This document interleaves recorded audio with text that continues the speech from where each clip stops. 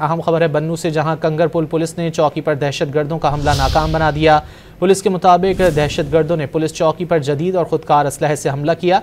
Police की भरपूर जवाबी कार्रवाई से हमलावर फरार हो गए। पुलिस ने दहशतगर्दों की तलाशी शुरू कर दी है। हमले में किसी जानी नुकसान की इत्तला नहीं है। इसी पुलिस चौकी पर पहले भी कई बार हमले हो चुके हैं।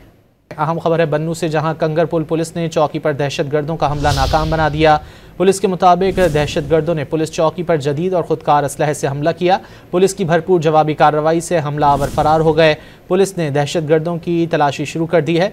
हमले में किसी जानी नुकसान की इत्तला नहीं है। इसी पुलिस चौकी पर पहले भी कई बार हमले हो चुके हैं। अहम खबर है बन्नू से, जहां कंगरपुल पुलिस ने चौकी पर दहशतगर्दों का हमला नाकाम बना दिया। पुलिस के मुताबिक दहशतगर्दों ने पुलिस चौकी पर जदीद और खुदकार असलहे से हमला किया।